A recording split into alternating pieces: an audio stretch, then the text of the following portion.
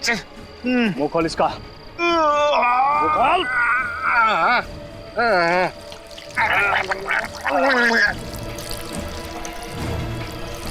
देख लिया ना, उससे पंगा लेने का अंजाम, उससे पंगा लेगा।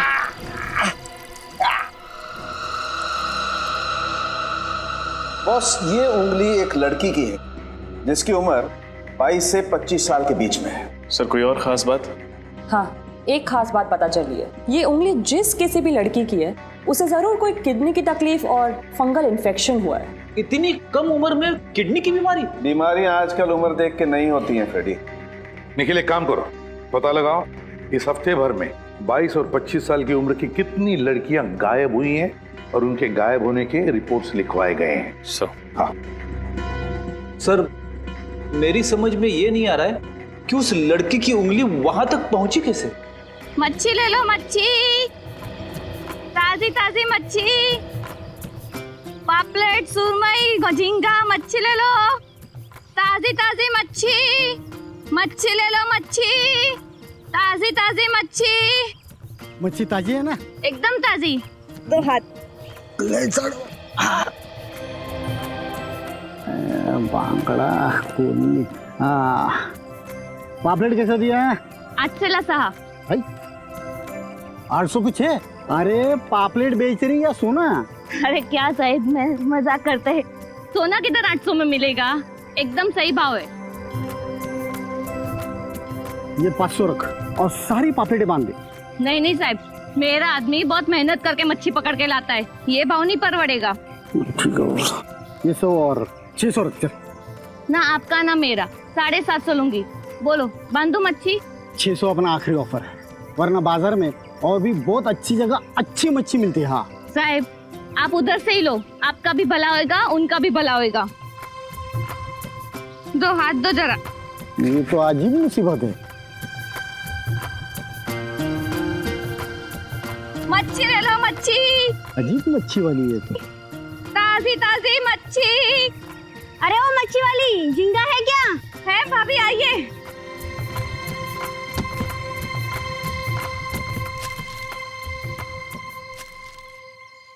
मच्छी ले लो, मच्छी। ओ ताई, यहाँ ना। आली आली, सिंगाड़ा है क्या? आहे आहे, हात दे मला। ये बघा, देखने में तो ठीक लग रही है, जरा काट के बताना। क्या मेम साहब, बाहर से जितना ताजा है अंदर से भी उतना ही ताजा है।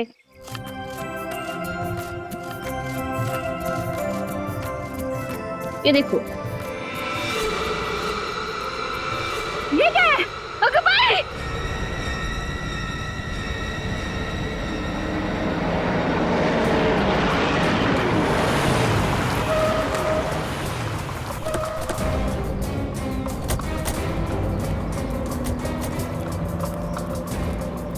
आप ही ने फोन किया था? जी, जरा इससे पूछिए, इस मछली में इंसान की उंगली कहाँ से आई? मुझे कुछ नहीं मालूम साहब, सच्ची मुझे कुछ नहीं मालूम।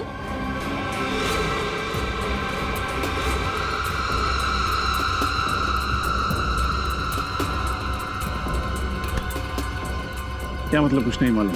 ये मछलियाँ तुम ही लाई थी ना? जी साहब, 5 साल से मच्छियाँ बेच रही हूँ, पर आज तक ऐसा कभी नहीं हुआ साहब। ये मछलियाँ तुम्हारा पति पकड़ता होगा? जी, पर वो तो बहुत सीधा आदमी है, उसने कोई गड़बड़ नहीं की। तो फिर ये मच्छी कहाँ से पकड़ के लाया? वो तो नहीं मालूम, वो ही बता सकता है। बुला उसे। कि वो मच्छियाँ पकड़ने गया है, शाम तक लौटेगा। बाकी की मच्छियों में तो ऐसा कुछ भी नहीं है। एक काम करो, ये कार्ड रखो, तो बोलो CID ब्यूरो आके मिलो। जी साहब।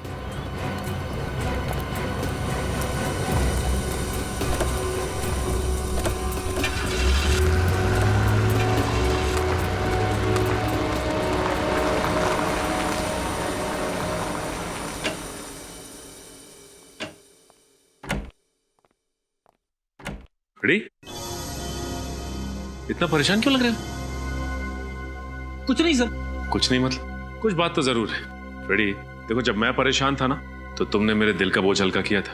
आज मेरी बारी, चलो बताओ क्या है? सर, मुझसे एक बहुत बड़ा जुर्म हो गया है और उस जुर्म का प्रायश्चित तो मैं कैसे करूं समझ में नहीं आ रहा है। जुर्म किया? कैसा जुर्म?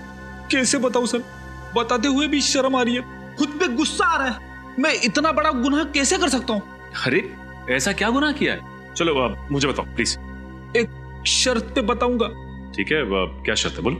किसी को बताओगे तो नहीं? अरे फ्रेडी, मैं किसी से कुछ नहीं कहूंगा।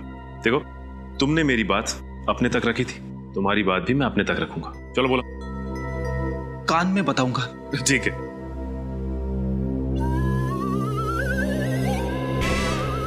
इतनी सी बात है, इस बात के लिए तुम अपने आप को गुनहगार कह रहे थे, मुजरिम कह रहे थे? अरे आप हंस रहे हो सर? एक शादीशुदा आदमी के लिए ये एक बहुत बड़ा गुनाह है, बहुत बड़ा गुनाह। आदमी खुद का जन्मदिन भूल जाए तो भी चलता है, लेकिन उसे कभी भी अपनी सासू माँ का जन्मदिन नहीं भूलना चाहिए। अब सारी बात समझ में आई मुझे। तुम अपनी सासू माँ का जन्मदिन भूल गए, राइट? और इस बात को लेके भाभी जी नाराज हो गई, राइट? नाराज? अरे सर, उसने मुझे घर का खाना देना बंद कर दिया है। पिछले 2 दिन से मैं बाहर का खाना खा रहा हूँ। पेट का बैंड बज गया है, बैंड। ये आवाज कैसे? अरे सर कुछ नहीं, फ्रेडी के पेट के रोने की आवाज है सर। ये फ्रेडी तुम्हारे पेट के रोने की आवाज थी है? माय गॉड, कितनी बार कहा है तुम्हें अपने खाने पीने का ध्यान रखो। अरे जाओ जरा दौड़ो, कसरत करो। क्या? चलो जाओ, मछुआरे को लेकर आओ जिसके मछली में से उंगली मिली थी। जाओ और दौड़ के जाओ।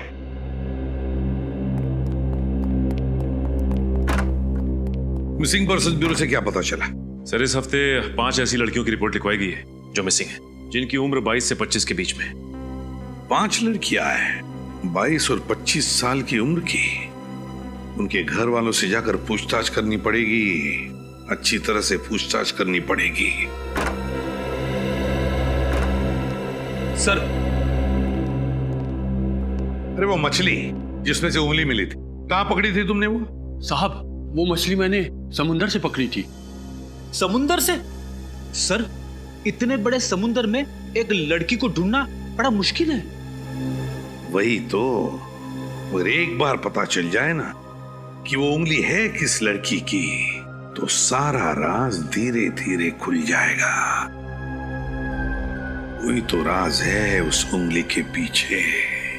पर क्या? और है किसकी वो उंगली? क्या है ये राज?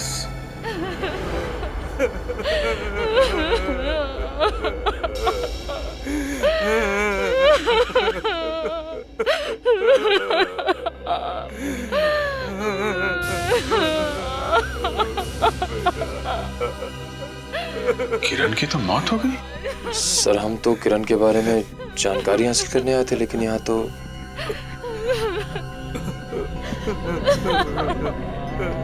जी आप माफ कीजिएगा, आप किरण के पिताजी? हाँ जी, मैं ही हूँ, किरण का भागा पिता। देखिए, मैं जानता हूँ ये वक्त गलत है, पर हमें किरण के बारे में आपसे कुछ सवाल पूछने थे। क्या आप पुलिस वाले हैं? हम लोग सीआईडी से हैं। सीआईडी से? पूछो, क्या पूछना चाहते हो? दरअसल हमें एक उंगली मिली है, कटी हुई उंगली, और हमें शक है कि वो उंगली आपकी बेटी किरण की है। देखिए, हमारी जवान बेटी अब इस दुनिया में नहीं रही। हम लोग वैसे भी बहुत सदमे में हैं, और आप इस तरह की बातें करके हमारे गम का बोझ और मत बढ़ाइए। संभालो अपने आप को। मैं आपका दुख समझता हूँ। क्या किरण को किडनी की बीमारी थी? हाँ, लेकिन ये बात आपको कैसे मालूम? और उसे फंगल इन्फेक्शन भी था। जी, किडनी फेलियर की वजह से। देखिए, जिस किसी की भी ये उंगली है उसे ये बीमारी थी। अगर आप बुरा ना माने तो हम किरण का हाथ चेक कर सकते हैं। बिल्कुल नहीं, मैं इस तरह आपको अपनी मरी हुई बेटी का सबके सामने अपमान नहीं करने दूंगी। शांत हो जा शारदा, इन्हें जांच करने दो। ठीक है, अगर आपके लिए जरूरी है तो आप कर लीजिए। Thank you very much.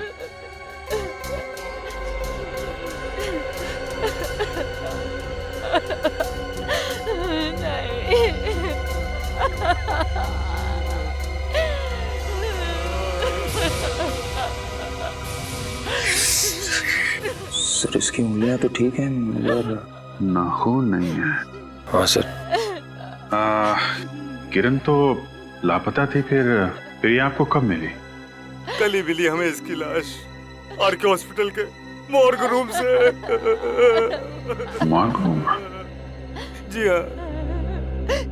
देखिए, मैं जानता हूँ ये आपके लिए आसान नहीं है, पर हमें किरण की लाश फॉरेंसिक लैब ले जानी होगी जांच के लिए। बिल्कुल नहीं, शांत हो जाओ। आप ऐसा नहीं कर सकते। शांत हो जाओ। किरण की लाश को फॉरेंसिक लैब भेजने का इंतजाम करो। आसान की ये उंगली किरण की नहीं है ना? हाँ बॉस, ये उंगली किरण की नहीं है। तो फिर किसकी है सर? ये उंगली किसी 50 से 55 साल के बुजुर्ग की है। लेकिन सर, आप ही ने तो कहा था कि ये उंगली किसी लड़की की है। हाँ कहा था, लेकिन उस वक्त मैंने सिर्फ नाखून के बलबूते पर कहा था। मगर सर, अरे यार, गलती हो गई, मानते हैं हमसे गलती हो गई, हम भी इंसान है बॉस। हाँ हाँ सारंखे यार, मगर प्रॉब्लम ये है कि किरण के घर वाले उसका अंतिम संस्कार करने के लिए ले जाने वाले थे बॉडी। बहुत तकलीफ हुई थी अभिजीत और निखिल को जब वो वहां पहुंचे थे। I am sorry boss, really very sorry. लेकिन अब मैं कंफर्म हूं, ये उंगली किसी 50 से 55 साल के बुजुर्ग की है और उसे ब्लड कैंसर था। Blood cancer? हाँ सर, और उनको मरे हुए 4-5 दिन हो चुके होंगे।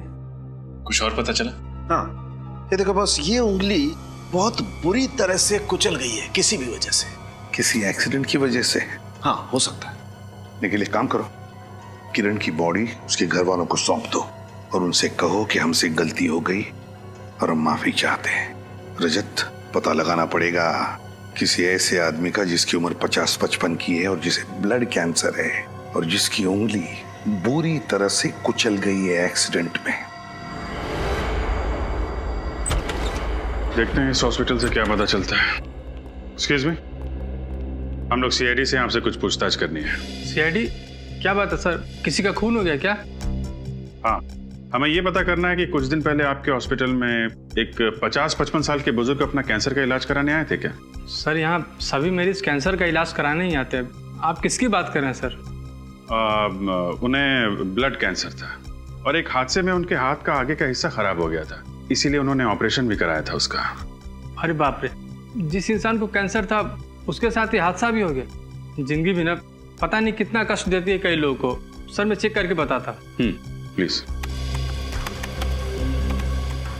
हाँ सर, आप ठीक कर रहे हैं। ऐसे ही एक बुजुर्ग की डिटेल है यहाँ पे। अच्छा, नाम क्या उनका? सर, इनका नाम पुनीत नाम है सर इनका। एड्रेस क्या? सर, 32 VRB रोड, ज्योति नगर। ज्योति नगर?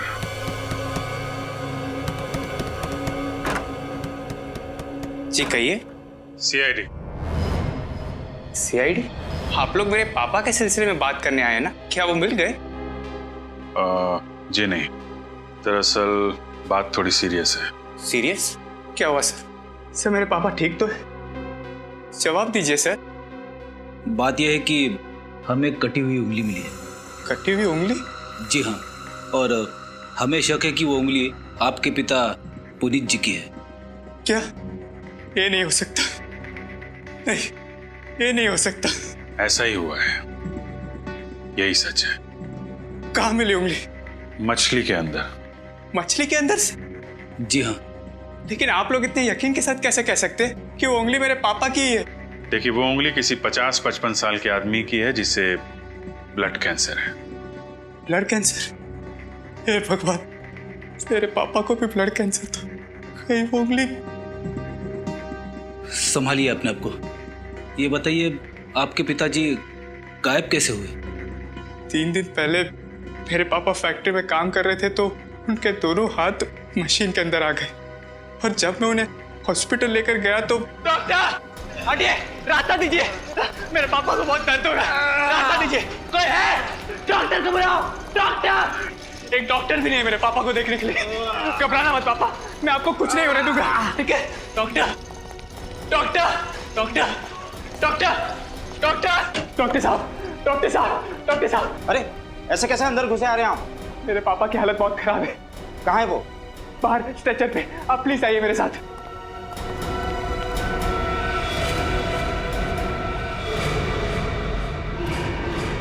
कहाँ है आपके पिताजी? यहीं पे तो थे, कहाँ चले गए? ये कैसा मजाक है? ये मजाक नहीं डॉक्टर साहब, यहीं पे तो थे।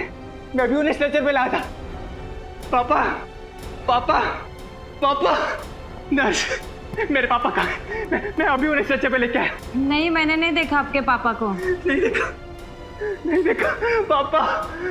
भाई साहब, मेरे पापा कहाँ हैं? हाँ, मेरे पापा कहाँ हैं? मुझे क्या पता? नहीं पता। कहाँ गए मेरे पापा? पापा, पापा, पापा। कौन से हॉस्पिटल में गए थे आप? RK hospital. RK hospital? Sir, ये तो वही हॉस्पिटल है ना जिसके मॉर्ग में किरण की लाश रखी गई थी? कहीं इन दोनों बातों का आपस में कोई संबंध तो नहीं? R K hospital. सालुंके, तरीका सालुंके कहाँ है? हाँ सर, सालुंके सर, वो एक्चुअली सर। एक्चुअली वो कहाँ है? सालुंके कहाँ है? सर दरअसल बात यह है कि मैं क्या कह रही थी। कहाँ है सालुंके? कुछ गड़बड़ की है क्या उसने? नहीं, ऐसा कुछ नहीं है। ऐसा कुछ नहीं है? वहां क्यों देख रही हो?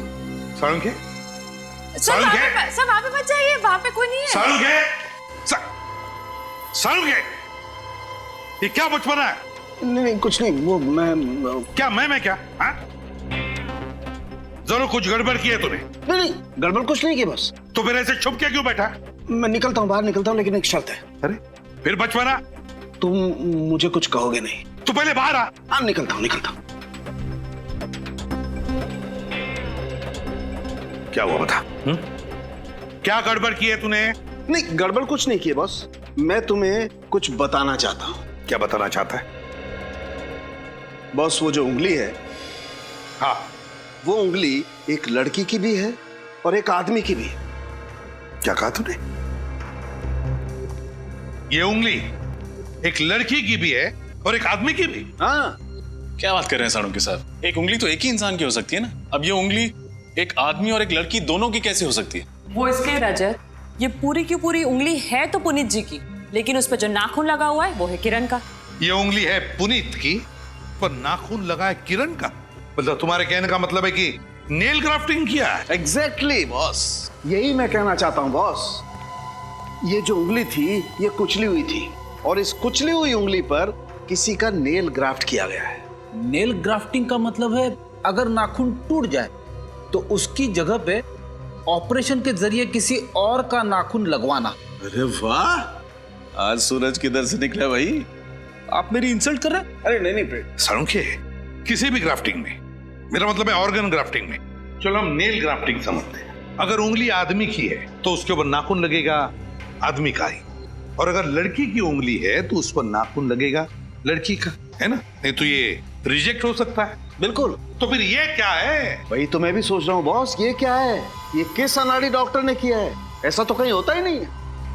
मगर जो कुछ भी हुआ है आरके हॉस्पिटल में ही हुआ है, क्योंकि पुनीत भी गया था आरके हॉस्पिटल में, और किरण की लाश भी मॉर्ग में थी आरके हॉस्पिटल में।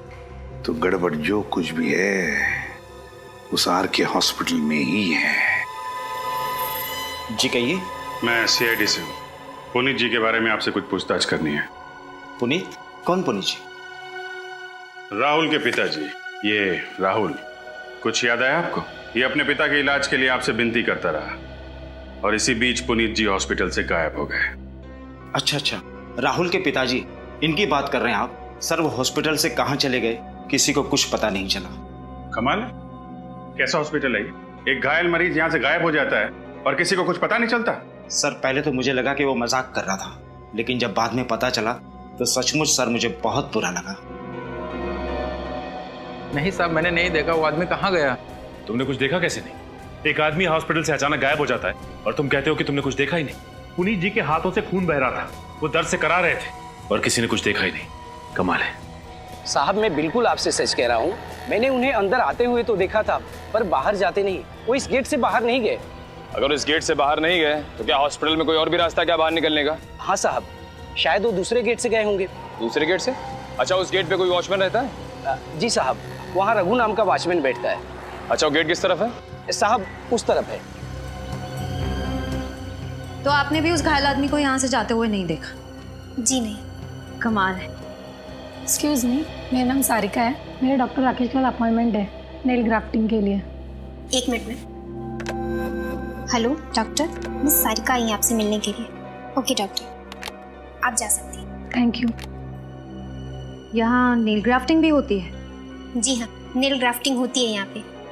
हो, लगता है पुनीत जी का ऑपरेशन यहीं हुआ होगा। आश्रय, कुछ पता चला? सर, नेल ग्राफ्टिंग का ऑपरेशन इस हॉस्पिटल में किया जाता है।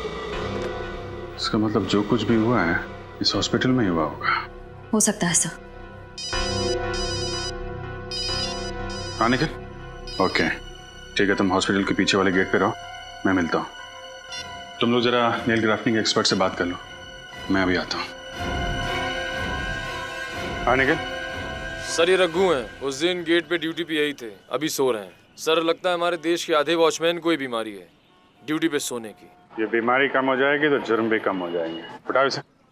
हट हट। क्या यार, इतना अच्छा सपना देख रहा था, तूने बेवजह जगा दिया। अच्छा, क्या देख रहे थे सपने में आप? देख रहा था कि मैं हमारे देश के क्रिकेट टीम का कैप्टन बन गया। मैच चल रहा है और आखिरी बॉल पर जीतने के लिए 6 रन चाहिए। मैच खत्म। सीआईडी। माफ करना साहब। ड्यूटी पे सोता है? सोने की पुरानी बीमारी है साहब, छूटती नहीं। अगर फिर से ड्यूटी पे सोया ना तो सीधा जेल में जाएगा, समझा? नहीं साहब, दोबारा ऐसी गलती नहीं करूंगा। अच्छा ये बता, अभी 2-4 दिन पहले इस गेट से किसी बुजुर्ग आदमी को जाते हुए देखा जिनके दोनों हाथ से खून बह रहा था? हाँ साहब, उसे कैसे भूल सकता हूँ मैं। कहाँ जा रहे हैं? इलाज करवाइए ना। अरे बीमारी फैल सकती है। मुझे बहुत बुजुर्ग का याद आ गया, मैं बाद में आऊंगा। उसके बाद वो दाएं तरफ की ओर चला गया था। दाएं तरफ? दाएं तरफ क्या? दाएं तरफ शायद ऑटो स्टैंड की तरफ चला गया होगा वो। इधर आगे ऑटो स्टैंड है क्या? हाँ साहब। ठीक है, चलो देखते हैं। अरे सुनो, यहाँ इधर पीछे हॉस्पिटल से 2-3 दिन पहले एक आदमी आया था जिसके दोनों हाथ से खून बह रहा था। उसको तुमने देखा था क्या? नहीं, मैंने नहीं देखा। अरे सुनो भाई साहब, ये सामने वाली हॉस्पिटल से 2-3 दिन पहले एक आदमी आया था जिसके दोनों हाथों से खून बह रहा था। कहीं छोड़ा उसे अपने ऑटो में? अरे सुनो भाई साहब। जी साहब। ये सामने वाले हॉस्पिटल से 2-3 दिन पहले एक आदमी आया था जिसके दोनों हाथों से खून बह रहा था। उसे आपने अपने ऑटो में कहीं छोड़ा क्या? जी साहब, याद आया, मैंने तो उसे अपने ऑटो में बिठाया था साहब। उसके दोनों हाथों से इतना खून बह रहा था कि मेरी ऑटो के अंदर चारों तरफ खून ही खून हो गया और शाम को मुझे ऑटो धोना भी पड़ा अपना। कहाँ छोड़ा? कहाँ था उस आदमी को तुमने? साहब याद आया, पुष्पा रोड के पीछे ना एक पुरानी झील है, वहां छोड़ा था उसको। सर ऐसी हालत में एक आदमी इलाज कराने के बजाय पुरानी झील की तरफ क्यों जाएगा? ये बात तो है, जरूर कुछ ना कुछ होगा उस झील के पास में। अच्छा, जब उस आदमी को झील के पास छोड़ा था वहाँ पे कोई और आदमी भी था? नहीं साहब, वहाँ कोई नहीं था, बल्कि वो जगह ना एकदम सुनसान थी। मतलब जो कुछ भी हुआ है उस पुरानी झील के पास ही हुआ है। शायद किसी ने पुनीत को मार के उसमें डाल दिया और फिर उसकी उंगली उस झील के अंदर मछली के पेट तक पहुंच गई। मुझे कल तक तुम सबके असाइनमेंट्स चाहिए, ओके? सर प्लीज एक हफ्ता और दे दीजिए। नो जिमी, जिंदगी में डेडलाइन की कुछ अहमियत होती है, उसका पालन करना सीखो। अरे आप लोग? जी हम लोग सीआईडी से। सीआईडी? जी हाँ सीआईडी। तुम लोग जाओ। Okay sir. कहिए मैं आपकी क्या मदद कर सकता हूँ? इस हॉस्पिटल में नेल ग्राफ्टिंग एक्सपर्ट आप ही हैं ना? जी हाँ। तो आप ये बताएंगे कि किसी आदमी की उंगलियों पे औरत के नाखून लगाए जा सकते हैं? वैसे तो लगाए जा सकते हैं, लेकिन ऐसा कोई करता नहीं। हम यहाँ लड़के के हाथ में लड़के के और लड़कियों के हाथ में लड़कियों के ही नाखून लगाते हैं। तो फिर आपने पुनीत के हाथों पर किरण के नाखून क्यों लगाए? कौन पुनीत और किस किरण की बात कर रही हैं आप? हम इस पुनीत और इस किरण की बात कर रहे हैं। ये पुनीत है और ये किरण। कुछ याद आया आपको? अरे ये तो... जी हाँ, लाश की फोटो है। नहीं, मैं इन दोनों में से किसी को नहीं जानता। देखिए आप झूठ मत बोलिए। ये पुनीत है जो अपने बेटे के साथ यहाँ पे आए थे, इनका एक्सीडेंट हुआ था, और ये किरण जो आपके हॉस्पिटल के मॉर्ग रूम में थी। देखिए इस हॉस्पिटल में सैकड़ों मरीज होते हैं, मैं सबके नाम तो याद नहीं रख सकता। मैं आपके सवाल के जवाब में इतना ही कहूंगा कि मैंने ऐसी नेल ग्राफ्टिंग कभी नहीं की। आपने नहीं किया तो इस हॉस्पिटल में किसी और ने किया होगा। मगर मेरे अलावा कोई भी डॉक्टर इस हॉस्पिटल में नेल ग्राफ्टिंग करना जानता ही नहीं। लेकिन आपके स्टूडेंट्स तो जानते हैं ना। मेरे स्टूडेंट्स? जी हाँ, आपके स्टूडेंट्स। उनका नाम नंबर चाहिए हमें। नाम और नंबर? जी हाँ। क्यों? उनकी खातिरदारी जो करनी है, और उसके लिए उन्हें ब्यूरो ले जाना होगा।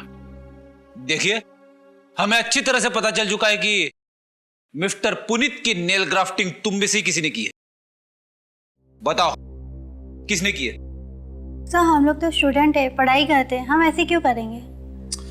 जीके हॉस्पिटल के नेल ग्राफ्टिंग सर्जन का कहना है कि उन्होंने इस तरह की नेल ग्राफ्टिंग बिल्कुल नहीं की। तो बचते हैं सिर्फ आप लोग। बोलिए, आप में से कौन है जिसने ये नेल ग्राफ्टिंग की? कौन है जिसने किरण की उंगलियों के नाखून पुनीत जी को लगाए? सर, अगर हमें नेल ग्राफ्टिंग करनी होती तो हम लड़की के नाखून पुनीत जी को क्यों लगाते? ये तो हमारे उसूलों के खिलाफ है सर। वो इसलिए क्योंकि उस वक्त किरण की लाश भी तुम्हारी हॉस्पिटल के मॉर्ग रूम में पड़ी हुई थी। तुम लोगों ने सोचा कि क्यों ना किरण के ही नाखून लगा दिए जाए। अरे क्या हुआ, तुम्हें तो बड़े पसीने आ रहे हैं। लो, पहुंच लो। ऐसी तो कोई बात नहीं है। रेडी? इसे सिर्फ पसीना ही नहीं आ रहा है, इसके तो हाथ भी कांप रहे हैं। नाम क्या है तुम्हारा? जिमी। जिमी, कहीं ये नेल ग्राफ्टिंग तुम्ही ने तो नहीं की? नहीं सर। देखो जिमी, झूठ मत बोलो। झूठ बोलना भी एक अपराध है, समझे? सर माफ कर दो सर, गलती होगी। पुनीत अंकल की नेल ग्राफ्टिंग मैंने की थी। जिमी, तुम ऐसा कर भी कैसे सकते हो? मैं क्या करता, मैं मजबूर था।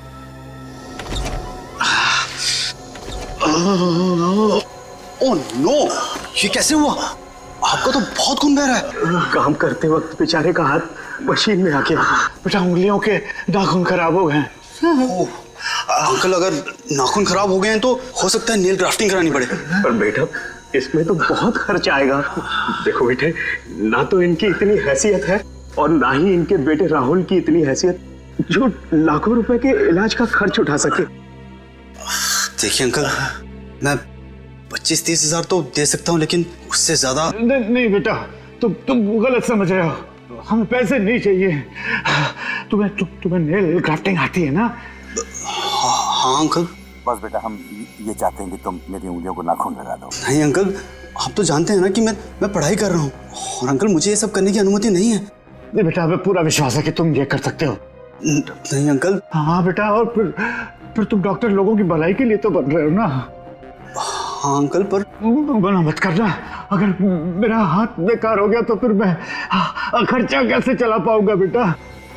ठीक है अंकल, मैं आपके लिए करूंगा, लेकिन अभी नहीं, रात को। और आप लोग पिछले दरवाजे से आना प्लीज अंकल। इसके बारे में किसी को पता ना चले। नहीं बेटा, किसी को भी पता नहीं चलेगा। इस बारे में राहुल को भी मत बताना। ठीक है अंकल, आप अपना ख्याल रखना। शुक्रिया बेटा। सर, पुनीत अंकल राहुल को ये बात इसलिए नहीं बताना चाहते थे क्योंकि वो जानते थे कि इलाज के लिए पैसा ना होने की बात सुनकर राहुल बहुत उदास हो जाएगा, डिप्रेस हो जाएगा। फिर भी तुमने ये गलत काम किया है। अपने डॉक्टरी ज्ञान का गलत फायदा उठाया तुमने। सर, मैं क्या करता? जिन हाथों ने मुझे बचपन में झूला झुलाया, चोट लगने पर मरहम लगाया हो, सर जिन हाथों ने मुझे भूख लगने पर खाना खिलाया हो, उन हाथों को खून से लहूलुहान कैसे छोड़ देता? सर, मैं पुनीत अंकल के साथ ऐसा कैसे कर सकता था सर? ठीक है, फिलहाल आप लोग जा सकते हैं। जरूरत पड़ने पर हम आपको फिर बुलाएंगे। जी सर। पुनीत जी हॉस्पिटल से सीधा पुरानी झील की तरफ गए थे। उन्हें अब झील के आसपास ही तलाशना होगा।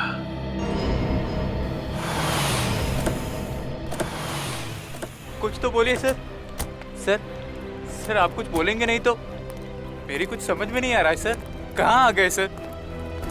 सर आप लोग ऐसे चुप रहेंगे तो प्लीज सर बताएं ना, हम लोग यहाँ पुरानी झील पे क्यों आए सर? क्योंकि पुनीत जी हॉस्पिटल से सीधे यहीं आए थे और हमें शक है कि नहीं सर, आप प्लीज ये मत कहिएगा कि आपको शक है कि मेरे पापा की लाश इस झील में है। मेरे पापा जिंदा है सर। मेरा दिल कह रहा है कि उन्हें कुछ नहीं हो सकता, उन्हें कुछ नहीं हो सकता है सर। मैं भी यही उम्मीद करता हूँ। आप लोग तलाशी शुरू कीजिए।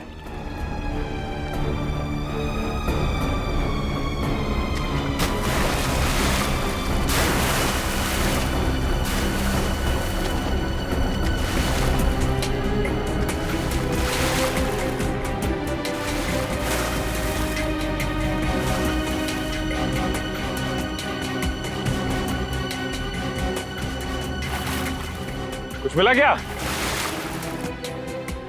सर कुछ भी नहीं है। मैंने कहा था ना सर, मेरे पापा बिल्कुल ठीक है। पापा बिल्कुल ठीक है। देखो राहुल, जब तक अच्छी से तलाशी नहीं ले लेते कुछ कहा नहीं जा सकता। ढूंढो और ढूंढो। सर चाकू मिला है। चाकू लेके आओ।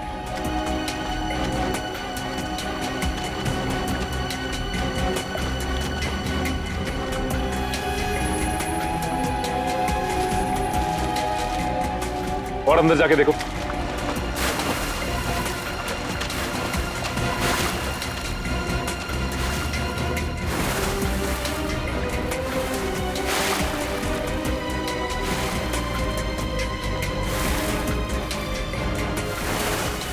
सर यहाँ लाश है सर। लाश? लाश? लाओ बाहर लेके आओ। ए जल्दी आओ। चलो पकड़ो, लाश निकालो।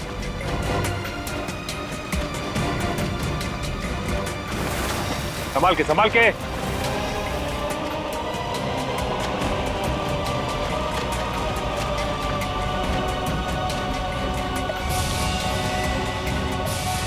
पापा!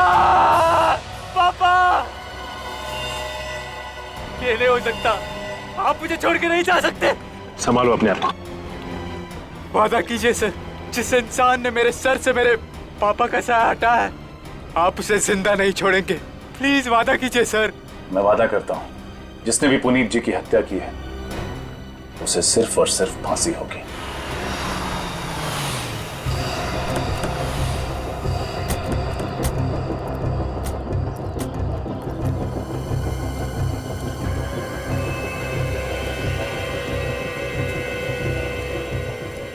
आप लोग साहब?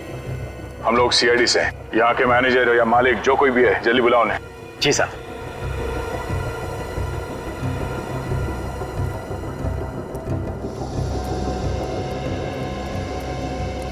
क्या हुआ साहब? मैं इस फैक्ट्री का मालिक हूँ हरीश, और ये है यहाँ के मैनेजर दिलीप। मिस्टर हरीश, आपके फैक्ट्री में पुनीत नाम का एक आदमी काम करता था। हमें उसकी लाश पुरानी झील में से मिली है। लाश? जी हाँ, लाश। जिस दिन उसकी मौत हुई ठीक उसी दिन आपकी फैक्ट्री में काम करते हुए उसका हाथ किसी मशीन में आ गया था ना? हाँ साहब, आया था साहब। लेकिन साहब इसमें मशीन की कोई गलती नहीं है। पुनीत खुद ही बहुत लापरवाही से काम करता था साहब। बिल्कुल नहीं साहब, हमने पुरानी मशीनें बदलने के लिए इन्हें कई बार कहा, इन्होंने एक भी नहीं सुनी। अब इसका नुकसान तो हम मजदूरों को उठाना पड़ता है साहब। साहब ये झूठ बोल रहा है। मेरे पास सारी मशीनों की रसीदें हैं, आप खुद चेक कर लीजिए। मशीनों को ज्यादा साल नहीं हुए। वो तो हम बाद में देख लेंगे। फिलहाल हम लोग यहाँ पे पुनीत के खून के बारे में जानने आए। क्या? पुनीत का खून हुआ? हाँ, खून। पहले किसी ने पुनीत को चाकू से मारा और फिर उसकी लाश को झील में फेंक दिया। पर साहब ऐसा क्यों करेगा कोई? और पुनीत की किसी के साथ कोई दुश्मनी भी नहीं थी। दुश्मनी थी ना, इस गगन के साथ। अब मुझसे? हाँ साहब, इस गगन ने पुनीत से 5,000 रुपए लिए थे और उसके बार बार समझाने के बावजूद भी ये उसके पैसे वापस नहीं कर रहा था। ये सच है साहब कि मैंने 5,000 रुपए पुनीत से उधार लिए थे, मगर 5,000 रुपयों के लिए मैं पुनीत का खून क्यों करूंगा? क्यों नहीं? तुमने सोचा होगा कि पुनीत को मारकर वो पैसे वापस लौटाने ही नहीं पड़ेंगे। ये क्या बकवास है? सरासर झूठ है साहब। मैंने इनके ऊपर इल्जाम लगाया ना साहब, तो ये लोग उल्टा मुझे ही फंसा रहे हैं साहब। अच्छा, पहले ये बताओ कि जब पुनीत गायब हुआ उस दिन उसका बर्ताव कैसा था? साहब वो काफी परेशान सा था और घबराया हुआ था साहब। परेशान था, घबराया हुआ था, क्यों? उसकी वजह तुमने जानने की कोशिश नहीं की? हाँ, मैंने उससे कई बार जानने की कोशिश की, लेकिन उसने मुझे कुछ नहीं बताया। आप लोगों को मालूम है पुनीत की परेशानी की वजह क्या थी? साहब पक्का तो नहीं मालूम, मगर शायद वो रमेश जी की वजह से परेशान होंगे। रमेश? कौन रमेश? वो साहब कोई नहीं साहब, कोई नहीं। देखो, अपने मालिक से डरने की कोई जरूरत नहीं है। जो भी बात है खोल के बोलो। साहब जिस दिन पुनीत जी गायब हुए थे उसके ठीक एक दिन पहले रमेश जी भी गायब हुए थे। रमेश गायब हो? ये रमेश यहाँ पे फैक्ट्री में काम करता था? जी साहब। आपने रमेश के गायब होने की रिपोर्ट नहीं लिखवाई पुलिस में? मैं लिखाने जा रहा था साहब, पर इन साहब ने मना कर दिया। साहब मैं घबरा गया था कि पुलिस के चक्कर में कहीं मेरी इस फैक्ट्री को ताला न लग जाए। ताला तो अब भी लगेगा आपके फैक्ट्री में। विनीत, फैक्ट्री को सील कर दो। Yes sir. यहाँ तब तक काम नहीं होगा जब तक हम इस केस के जड़ तक नहीं पहुंच जाते हैं, समझे? अरे साहब ऐसा मत कीजिए, इस फैक्ट्री से कई मजदूरों के घर चलते हैं। क्यों मालिक, आज हमारे घरों की बड़ी फिक्र हो रही है? नहीं गगन, तुझे तो मैं बाद में देख लूंगा। हाँ देख लेना। जरूर इस पुनीत के खून का राज रमेश के साथ जुड़ा हुआ है। तो ये बात तो पक्की है कि ये उंगली पुनीत की है। हाँ बॉस, और ये बात भी पक्की है कि इसका खून इसी चाकू से हुआ है जो आपको झील में मिला था। कुछ नई बात बता सालूंगी। नई बात बताने के लिए बुलाया, आओ। ये देख रहे हो क्या है? पानी। फ्रेडी सर, पानी के ऊपर तैरता हुआ कुछ नजर आ रहा है? तेल? बिल्कुल, और ये तेल मिला है मुझे पुनीत जी के पेट में। मतलब समझते हो इसका फ्रेडी? समझ गए सालुंके साहब, झील की पानी में तेल था जो पुनीत के पेट में चला गया। नहीं फ्रेडी, ये तेल पहले से इनके पेट में था। सर, कहीं पुनीत ज्यादा तला हुआ खाना तो नहीं खाता था? नहीं फ्रेडी, तला हुआ खाना खाने से ये तेल पुनीत के पेट में नहीं आया है। ये तेल पुनीत को पिलाया गया है, जबरदस्ती पिलाया गया है। सर, पुनीत जी तेल की फैक्ट्री में काम करते थे ना, तो फिर वहीं कहीं। बिल्कुल सही रजत, बिल्कुल सही। पुनीत की मौत का राज वहीं पर छुपा हुआ है जहां पर ये काम कर रहा था, उसी ऑयल फैक्ट्री में।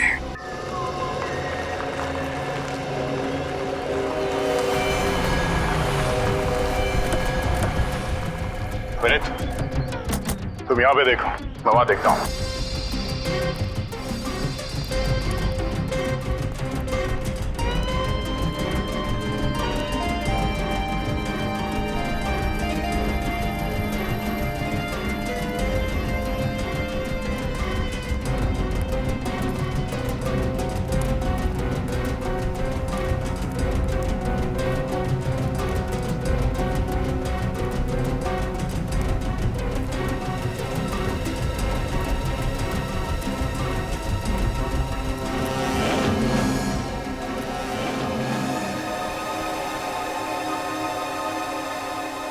काफी ढीली है यहाँ पे। विनीत!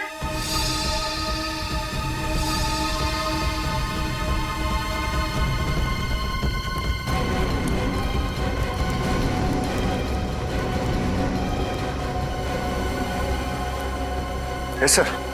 एक काम करो विनीत, गाड़ी में से खोदने के लिए कोई सामान लेके आओ। Yes sir.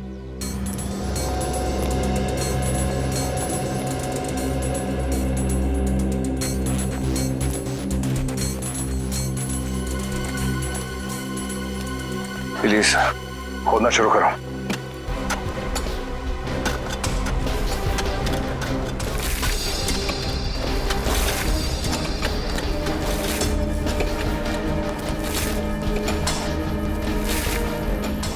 एक मिनट,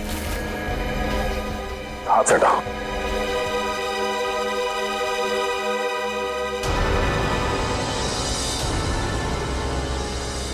सर, कहीं ये रमेश की लाश तो नहीं? साहब, जिस दिन पुनीत जी गायब हुए थे उसके ठीक एक दिन पहले रमेश जी भी गायब हुए थे। हो सकता है जिस बात का डर था वही हुआ। एक काम करो विनीत, इस ऑयल फैक्ट्री के मालिक और यहाँ के वर्कर्स, उन सबको यहाँ पे बुलाओ। Yes sir.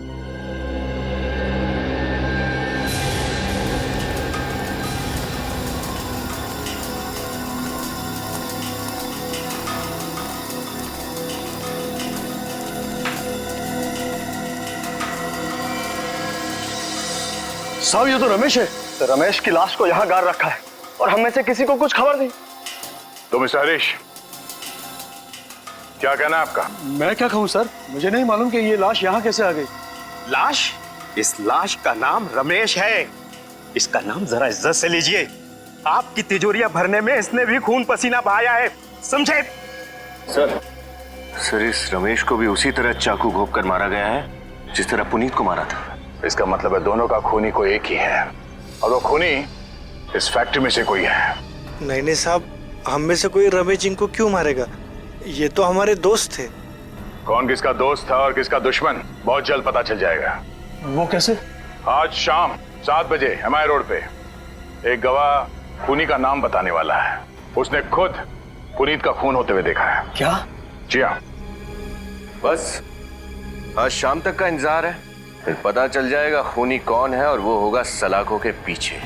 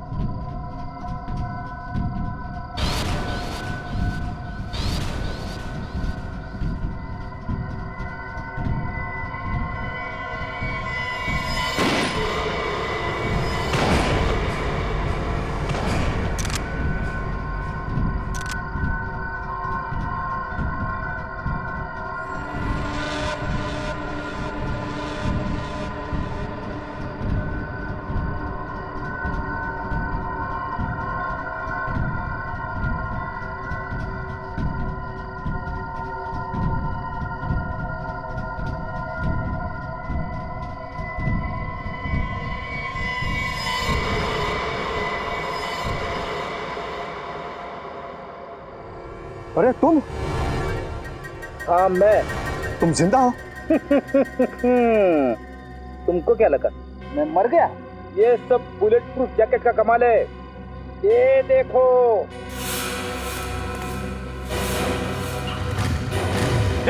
रुक जा!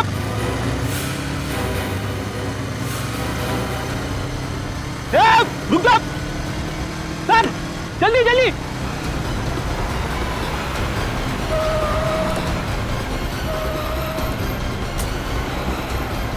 ये आदमी हाथ से छूटना नहीं चाहिए।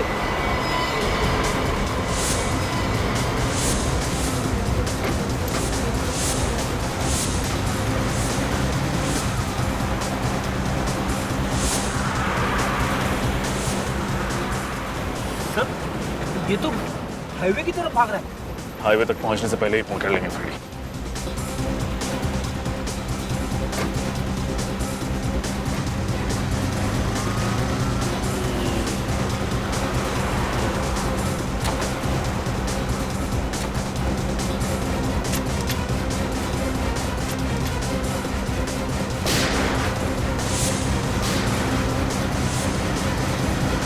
तेरी तो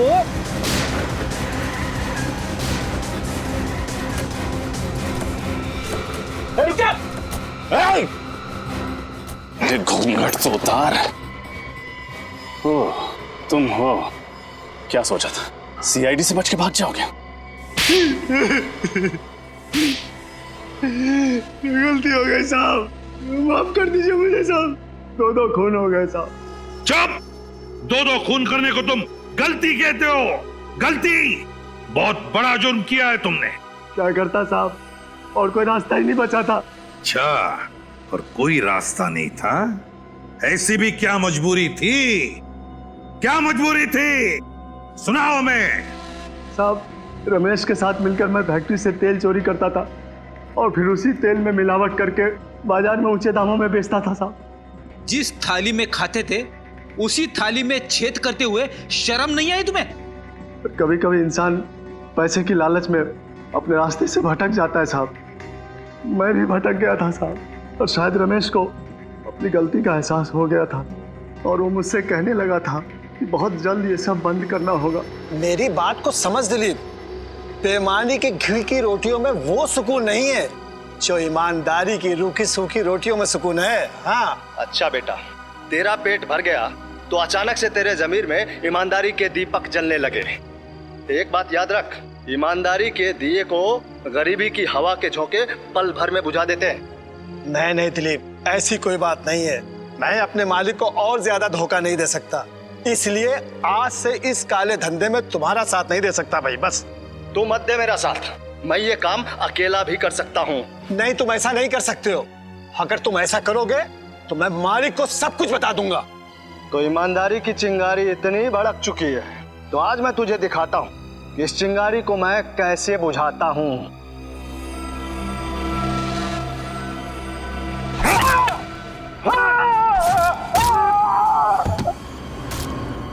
चलो ले चलो इसे, ले चल।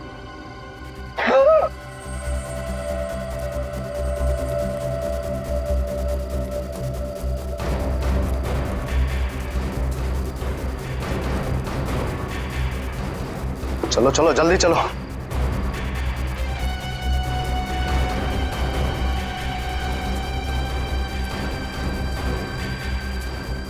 संभालो संभालो संभालो, जल्दी आ जाओ, जल्दी जल्दी करो, कोई देख ना ले।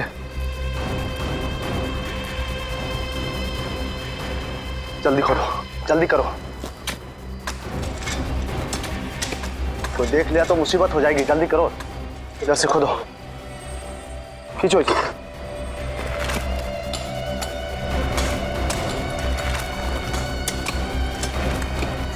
उठाओ,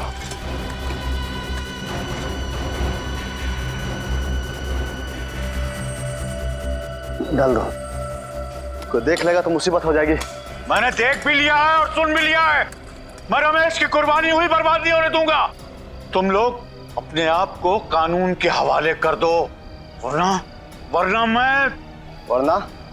क्या कर लोगे? अगर तुमने अपना मुंह किसी के सामने खोला तो तुम्हें भी यहीं सुला दूंगा इसके साथ। मैं तुम लोगों से डरने वाला नहीं हूं।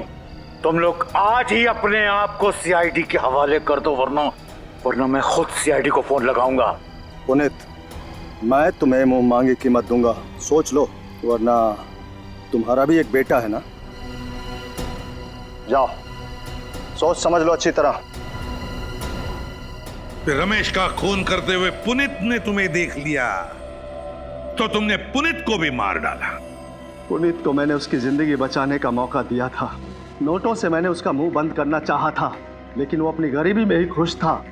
पैसों की चमक से भी उसकी ईमानदार आंखें चौंधिया नहीं पाई साहब। क्योंकि सच्चा इंसान था वो, एक सच्चा इंसान जिसकी ईमानदारी तुम खरीद नहीं सके, और फिर इसलिए तुमने उसका हाथ मशीन में डाल दिया। हाँ साहब, लेकिन वो खुश नसीब था कि उस समय बच गया।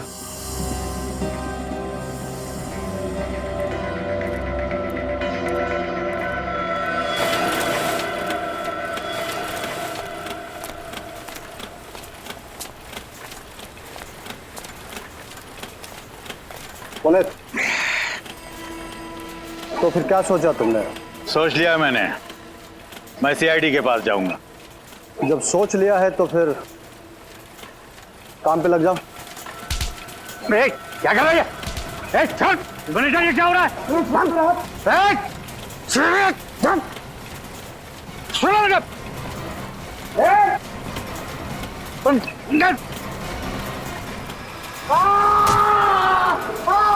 चलो चलो चलो चलो, भागो, छोड़ दो, भागो भागो भागो।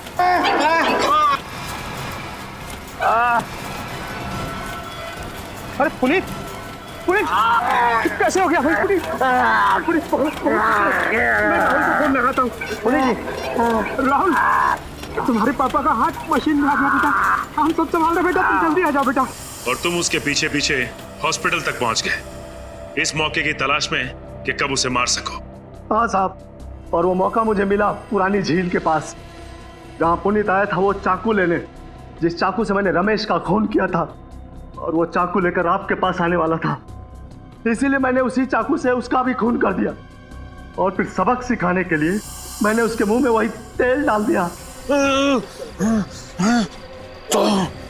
छोड़ दे। नीचे ले इसको, नीचे बिठा, मुंह खोल इसका।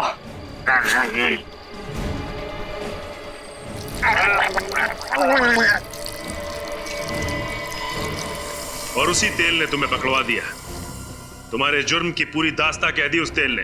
अब सरते बैठना जेल की सलाखों के पीछे, फांसी का ऑर्डर आने तक हिसाब लगाते बैठना कि कहीं ये बेईमानी का तेल तुम्हें महंगा तो नहीं पड़ा।